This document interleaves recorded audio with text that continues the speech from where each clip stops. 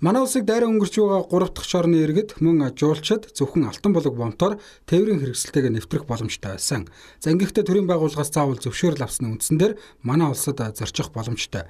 Тэгвэл өнөөдрийн засгийн газрын хуралдаанаар энэ чиг үүргийг хувийн хэвшилд шилжүүлэх шийдвэрийг гаргалаа. За ингэснээр төрийн албаны энэ төрлийн ачааллыг буруулж жуулчид ч ганц биш 11 бомтоор нэвтрэх боломжтой болжээ.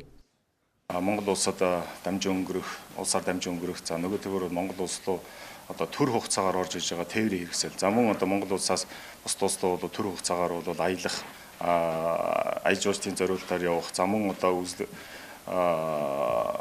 тодорхой одоо арга хэмжээнүүдэд оролцоод буцаж Монгол улсад орж ирэх гэдэг юм уу, ийм үйл ажиллагаанд бол дэмжлэг үзүүлэх зорилгоор одоо CPD Карнегийн дэвтэр болон бусад дагалдах бичиг баримтыг бол олгодог. Тэгэхээр энэ бодлого бичиг баримтыг бол энэ конвенцийн дагуу Монголын одоо автомашин, мотоциклийн спортын холбоонд бол олгож байгаа. За ингэснээр бол Монгол улсад одоо хүрэлцэн ирэх, тодорхой хугацаагаар Монгол улсад одоо аяж жуулчдын байдлаар за мөн одоо уралдаан тэмцээнд оролцоод буцаад гарч явах энэ одоо үйл ажиллагаанд бол нээлттэй болох үйл ажиллагааг бол дэмжих ийм одоо дагалдах бичиг баримтыг энэ байгууллагад бол өгж байгаамаа. Улсын хурал Азийн хөгжлийн банкны 60 сая долларын хөнгөлөлттэй зээлийн хэлэлцээрийг сойрхон баталсан.